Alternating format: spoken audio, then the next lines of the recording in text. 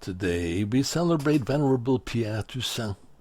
Born in modern-day Haiti and brought to New York City as a slave, Pierre died a free man, a renowned hairdresser, and one of New York City's most well-known Catholics. Plantation owner Pierre made Toussaint a house slave and allowed his grandmother to teach her grandson how to read and write.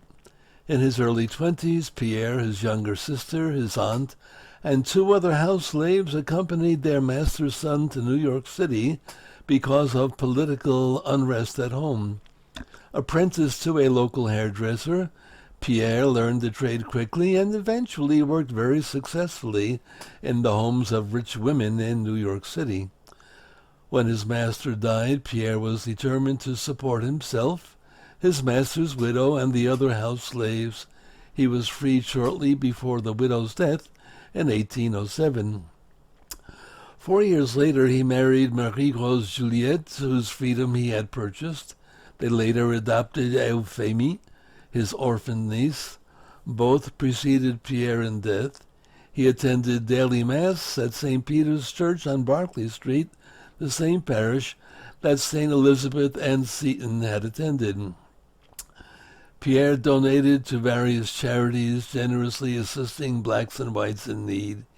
He and his wife opened their home to orphans and educated them. The couple also nursed abandoned people who were suffering from yellow fever. Urged to retire and enjoy the wealth he had accumulated, Pierre responded, "I have enough for myself, but if I stop working, I have not enough for others." Pierre originally was buried outside St. Patrick's Old Cathedral, where he was once refused entrance because of his race. His sanctity and the popular devotion to him caused his body to be moved to the present location of St. Patrick's Cathedral on Fifth Avenue. Pierre Toussaint was declared venerable in 1996. Pierre, Peter, the rock, just like St. Peter, rock solid in devotion to Christ. That's how you become a saint.